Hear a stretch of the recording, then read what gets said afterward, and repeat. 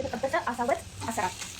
ሽንኩርት፣ ቃሪያ፣ የደረቀ ሎሚ አድርጌ እንደዚህ ጥብስ አድርጌ አቁላለዋለሁ። ልክ እንደዚህ ወርቃማ ቀለም ሆኗል። አሁን ቀለሙ ቀይሯል። አሁን ዝንጅብልና ቱም አደርግበታለሁ። ዝንጅብል በደንብ ማረግበት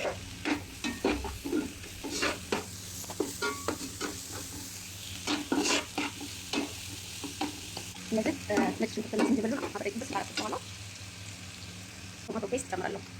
ፔስት፣ ትንሽ ፓፕሪካ፣ ትንሽ ብዛራረቤ፣ ትንሽ ጨው አድርጌ ጨምራለሁ።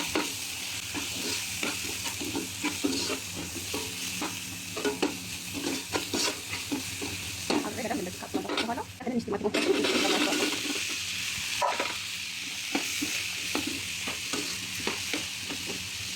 አብሬ እነኚህ ቲማቲሞች ብቻ መስከረም ድረስ ተጠብሰዋለሁ።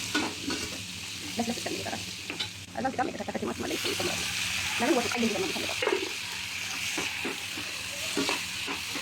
ትንሽ ከድኛው ነበረ እንደዚህ አሁን ቲማቲም ለስለስ ተባለ። እዚህ ጋር ትንሽ ቺሊ ያደርጋለሁ። በርበሬ በደቀቅ ያልተከተፈው ማለት ነው ያለበት እና በጣም መጠጥ ነው ለማይወጡ በፈረሰ እዚህ ጋር ከዝባራ በቅደውናስ ወሻለት ሶስት ባለኝ እሱን አደረግበታለሁ።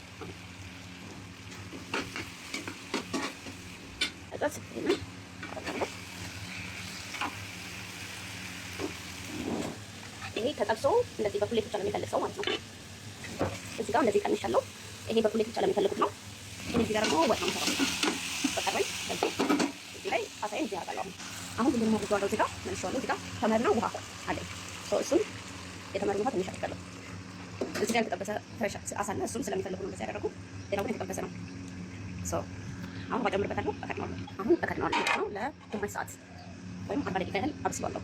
ይሄኛው አሳ ግን በቃው አልቋል። እንደዚህ ሩዝ ላይ ተደርጎ ይበላል። ይሄኛው ወጥ ነው። ይሄኛው ደግሞ መጋላ ሀፍ። ይሄ ውሃ የገባበት መጋላ ሳልሆነ ይሄኛው መጋላ ሀፍ ይባላል። ይሄ ግማሽ ሰዓት ሆኖታል።